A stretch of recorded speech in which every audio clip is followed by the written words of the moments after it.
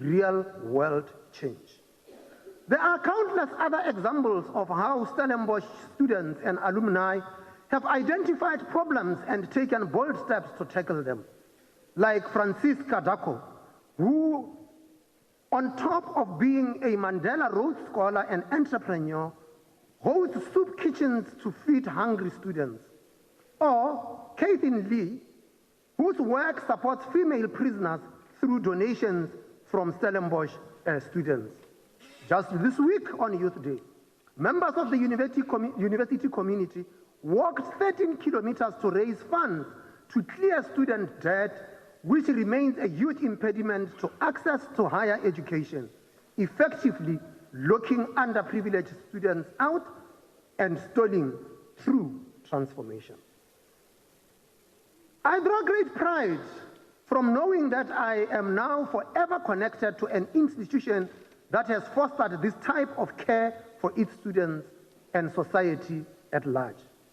In 2018, I was humbled to receive an honorary doctorate from this university. I felt back then, as I do now, the weight of my association with Stellenbosch. Once a stronghold of apartheid-era Afrikaner nationalism and still contending with that legacy. Like many others before me, I recognized the need to express in no uncertain terms that the pursuit of transformation is critical to this university's future.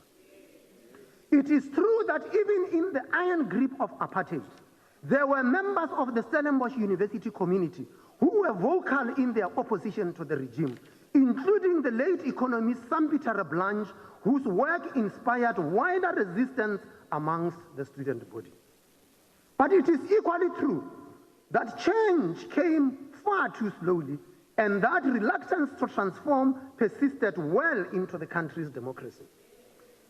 In Country of Grief and Grace, renowned poet Angie Krogh, who shares strong ties with this university, wrote about the deep wounds of apartheid, which, if left unconfronted, will continue to inflict pain in the future. And I quote, "Things may continue as before, but in a different shape." The poem ends.